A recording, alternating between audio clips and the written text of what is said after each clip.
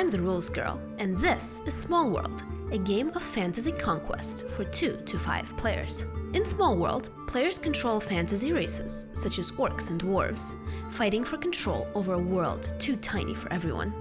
The goal of the game is to win. You win by having the most victory coins, typically earned by controlling regions. Each turn, you do 3 things. 1. Pick a race, if you don't already have one. 2. Conquer regions. And 3. Redeploy for defense.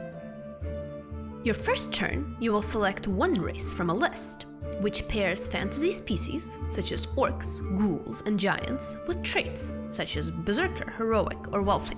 Picking the race at the top is free, while picking the race below it costs 1 victory coin, the race below that 2, and so on. If the race you chose has coins on it, take them. Once you've chosen a race, look at the 2 big numbers. Add them up, and that's how many tokens you'll have to work with.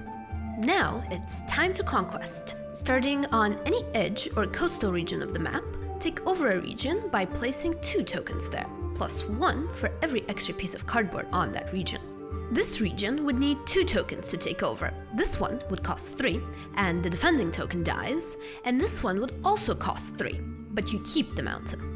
Now that you've taken a region, take regions adjacent to ones you control until you're out of tokens. Want to take a region but don't have enough tokens? Roll the reinforcement die and add that number to the number of tokens you have left. If that number would be enough to take the region, you get to conquer it. When you're out of tokens, it's time to defend. Rearrange your tokens within regions you control, leaving at least 1 on each territory. Now, collect 1 victory coin for each region you own. Remember to check if your race or trait gives you bonus points. For example, wizards gain an extra victory coin for controlling magic regions, while the alchemist trait gives you 2 extra coins each turn. Now the next player may select his race and conquest. If one player conquers another player's region, one of the defending tokens is killed, returning to the game box, while the rest flee back to the defender's hand to be redeployed at the end of the attacker's turn.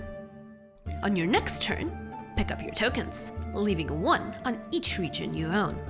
You could abandon regions by taking every token on a region, but that's typically not a good idea. Now you may continue your conquest, attacking regions adjacent to ones you already own.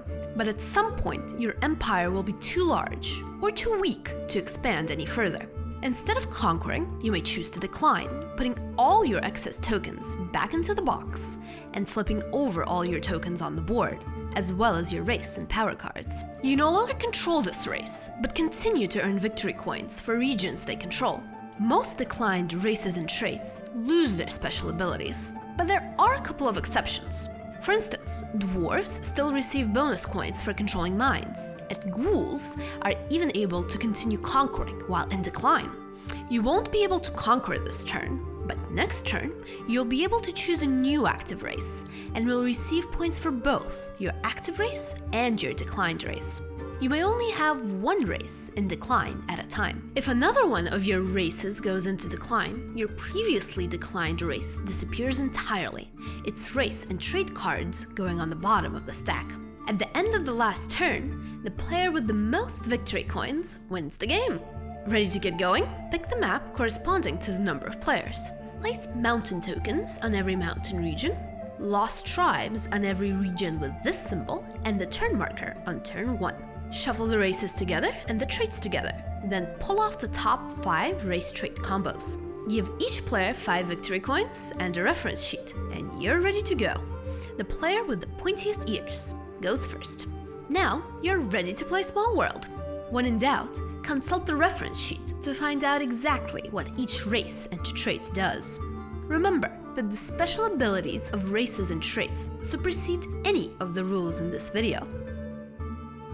If you enjoy Small World, you might also enjoy its many expansions, such as Underground, adding new races, traits, and even maps. You might also enjoy King of Tokyo, where you play as monsters having an epic battle through Japanese streets.